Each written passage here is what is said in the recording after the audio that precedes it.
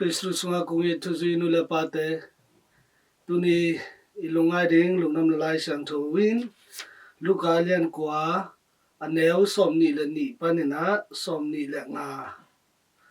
na changa hi sunga aiden ilungai khopding ina to pai sui kamala hi mi khat pewin leitung bu pi au hangin ama kha man so le bang phat tom na nga di ai hiam chi to bai sui kamal te ngai sun khom ni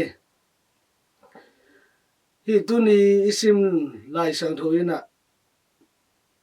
nun tang na namni chi ong lakhi to te na leitung nun tang na le ton tung nun tang na hi leitung nun tang na a chi le sa hun te in hung uk na leitung nun tang na dei na to ki to ka nun tang na in ton tung nun tang na hung tan sak thei chi hi ton tung nun tang na ichi chang ina van gam nga nom na van gam lo an ding hi ton tung nun tang na nga na ding ina pasiani thupyak te to pai sui hongil thu te lungdamna thu to ki to ka anung ta te hi le ton tung nun tang na ki nga di hi leitung nun tang na ingai suk chang ina dinai yen ma bang ina chile sai dei go na te hi tuni to pai suina mi khat pewin kanu hong zui nop le ama dei na nialin na chi i dei na bang hiam i leitung lungsim dei na chile sai dei na to chile sai dei na bang khong om lai hiam chi tampi takom hi nek le do na ki pan gam tat hoi lok na te ki pan na to ate jong ki hel hi ani na a bang na gen ki le la hiam chi le nisim asinglam te upwa in chi eite hi leitung nun tang na lungkham na da na ka na te ki thong ma hi ai zong na to te isinglam te dan ngai sunina to pa yesu singlam te apwang ma bangina eite na up na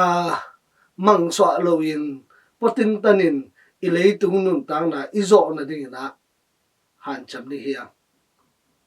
toile to pa yesu in kam cham sa te nga ri hiam athum na a kanu hong zui ta un je to pa yesu nung zui na ichi chang na amai thupyak te amai dei na to ki to ka inun tang na pe na ama nung zui na hi ikam bek to pa yesu zui lo ding hiam inun tang na ma to ama i tot a hi singlam te puang na lampi te ngai sul le hang gim thuak na si na le thoking na to pa yesu tot lampi a hi eiten zo to pa yesu nung izui di le pasya na ding ina gim thuak zo na te nei na ding si na i chi chang na i leitung lung sim te si sak ding toai le ni khan ni chang na to pa yesu thoking na sunga iki hal di hi eiten hi singlam te lampi izui na a iking yal ding ei le iking yal ding pasyan maswan ding dina igen ma ba ilung kham na te i boy na hasang na te potin tan ding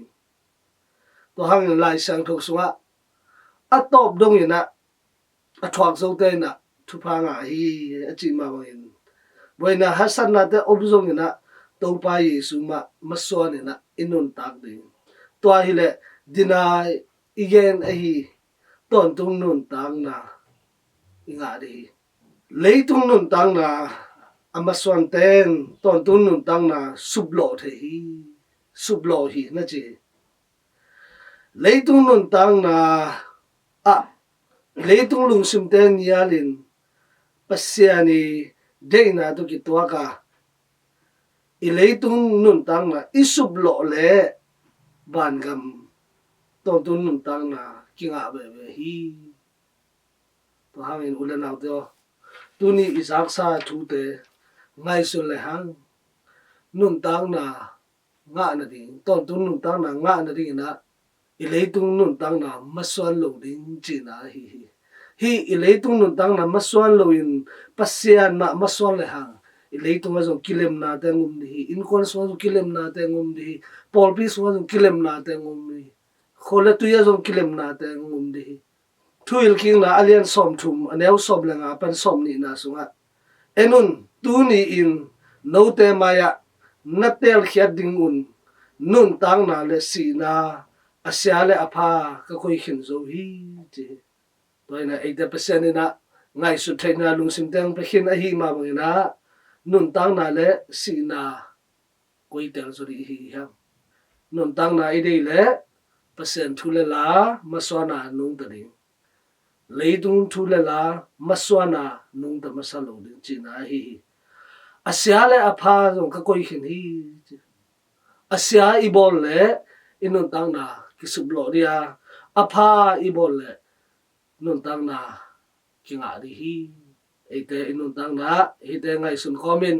kathanem na te bang hiam koi langa ke katha hat zo hiam leitung nun tang na lama mo percent thu langa mo chi ngai sunin ahoi zo I kha ding te aphi inga le to ki to ka inun tang na ding Tuni Laisiangtho in nang la ke tha hong pia hi nang la ke tunga hong sol hi percent de na to ki to ka anung ta zo te e mai de na hello ding percent de na to amaswan zo te anung ta zo te ison na ding khat cha to pa percent to pang ta hen